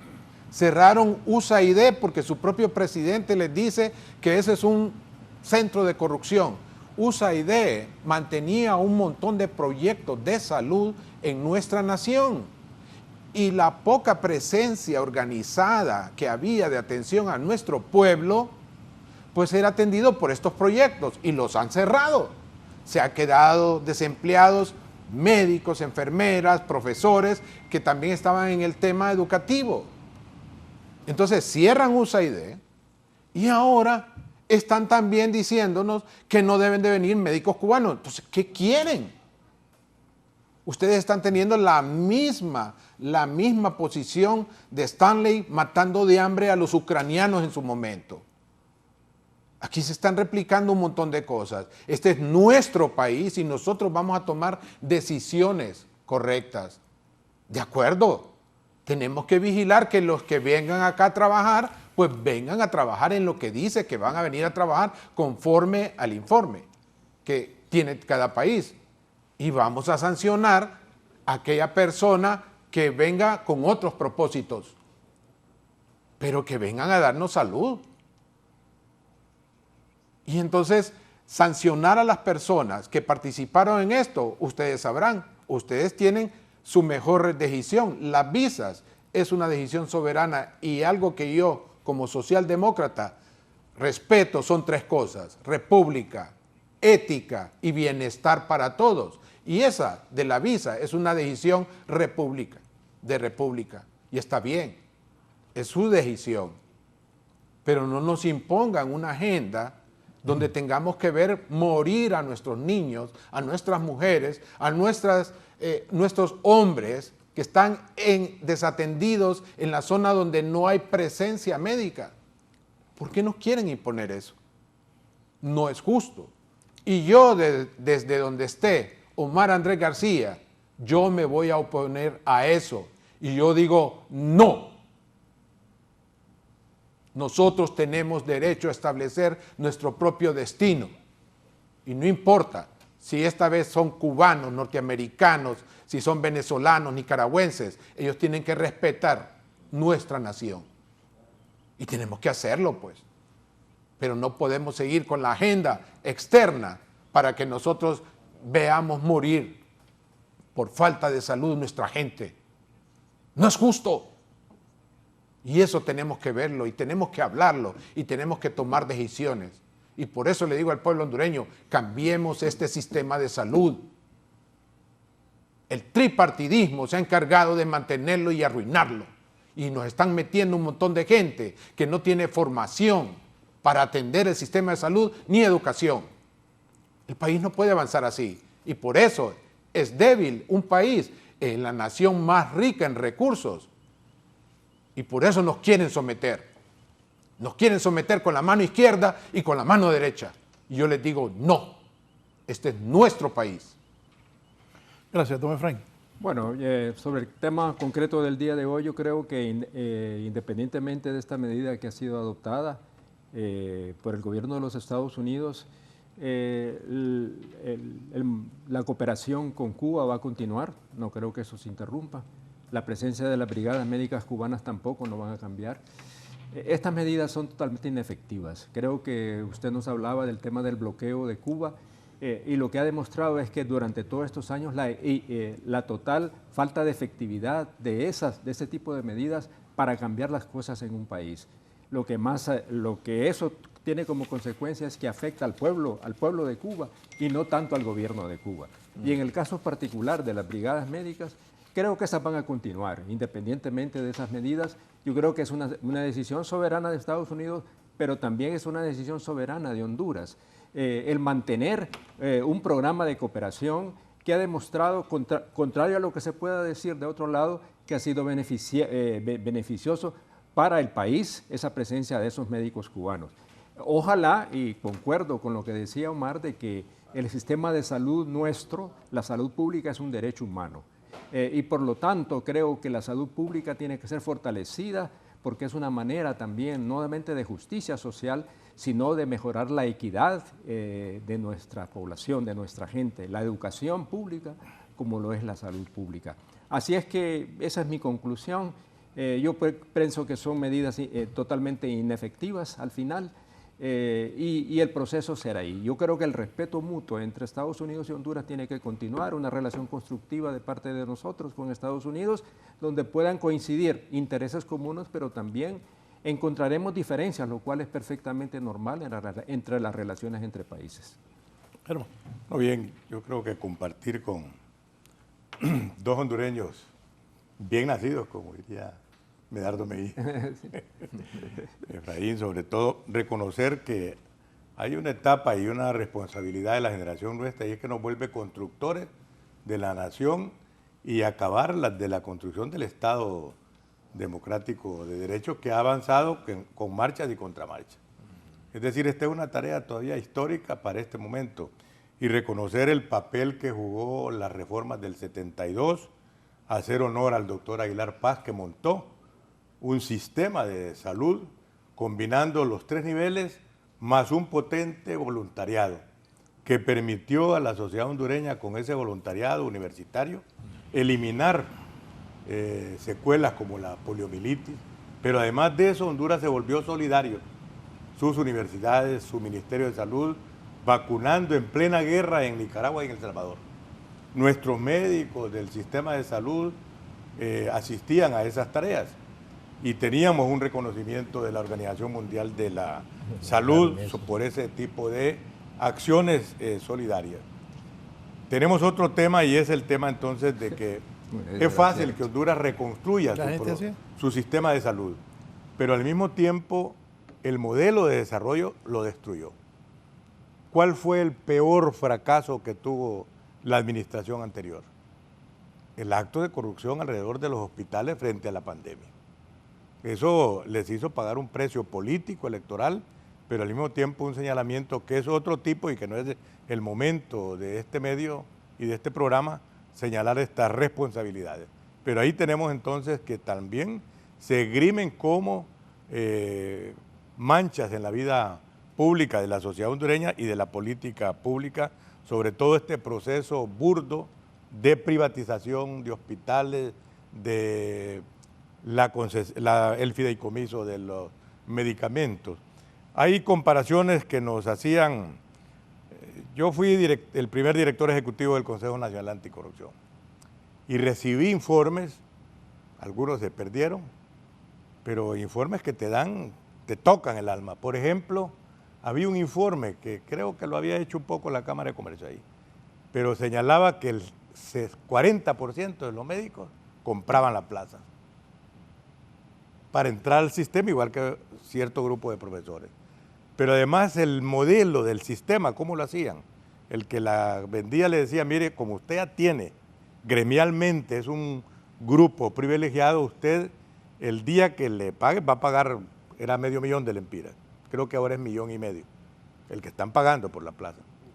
Pero después de esto usted, las agencias de carro le van a venir a dejar el vehículo, usted tiene derecho ya. Y usted es cliente seguro, trabaje o no trabaje. Ese es el espíritu con que se maneja la dinámica de la prestación de servicio de los egresados de la universidad y de otras universidades privadas. Esa presión es precaria. y tiene este licenciado. Y ahí le decían, pero además a los 6 meses de estar empleado, le llevamos la oferta de la buena casa. Usted ya no puede vivir en su barrio de pobre, pásase a la Subal. Y llegaba ya solo a firmar el contrato. Son cosas que son dramáticas. Y entonces, por ejemplo, el médico cubano que está en el San Felipe, entra a las 7 de la mañana y como no tienen nada que hacer y ahí hacen su vida, ellos atienden 40 pacientes, pero el que está internista con 120,000 o 2 plazas, ese atiende 10, 12 y está bebiendo el cafecito. Y nadie le puede decir, doctor, ahí hay pacientes, miren en la salita, atiéndalo. Es sagrado, él es una persona que nadie le puede pedir que atienda a una persona más. Te lo digo porque nosotros yo trabajé en el sistema de salud, mi esposa es médica y ha trabajado y han vivido estos dramas. Entonces, ese tema, por ejemplo, ahorita, en este momento, todos los médicos cubanos del interior ya están dando consulta y salen de Santa Rosa de Copán al transporte privado que hace el recorrido, ¿va? A los busitos, ahí se montan. Generalmente ya la gente los conoce y les da un jalón para llevarlos a Corquín, a Cucuyagua, al otro lado, a dar su servicio hasta que terminan de atender a sus pacientes. Entonces la gente establece esa diferencia, pero nosotros estamos también a punto como sociedad y como Estado de reconstruir este intento de crear un sistema de salud que heredamos de la reforma del 72 y que fue montado por el doctor Aguilar Paz. Y ahí sí reconozco el papel de la minoría y su intento de hacer un partido. Y rindo mi sombrero al doctor Andoni Fernández y al doctor Aguilar Paz, que dejaron un legado. Pino Socialdemócrata. Pino Socialdemócrata y de la democracia cristiana. Y lo vamos a recuperar. Por ahí. Bueno, esos son los elementos. Y luego encontrar entonces, ver este tema de la vida partidaria, la oferta. Una de las grandes debilidades nuestras es la debilidad institucional en el desarrollo de ciencia y tecnología. Sí. Fundamental. ¿Qué pesar nos da decir que vamos a invertir 1.700 millones en becas para los muchachos? Creo que los partidos deben de decir, el próximo oferta de los 3 candidatos es 2.000 millones para becas de la escuela primaria, secundaria y universitaria. Y hay que sacarlos del país. Y hay una buena noticia, Efraín. Fíjate que hay un hospital ya en China que está atendiendo una ciudad como de 30 millones con médicos robóticos y que lo están haciendo mejor que los médicos humanos, con mejores éxitos. Pues a lo mejor esto de la inteligencia artificial y estas nuevas productos del desarrollo científico tecnológico nos van a posiblemente resolver otros temas, sobre todo cuando hemos tenido la actitud soberana de establecer relaciones con otros países y romper el autoaislamiento con que ha vivido Honduras. Bien, esta mañana hemos hablado de las restricciones del gobierno de Estados Unidos impone al visado a funcionarios centroamericanos que han colaborado con traer misiones médicas de Cuba. Y sobre lo que decía Germán al final, les recuerdo que 1.700 millones para las elecciones generales, 80 millones para que los militares cuiden las urnas y 250 millones se repartieron ayer los partidos para pagarse parte de la deuda política de la elección anterior. Así es Honduras. Buenos días.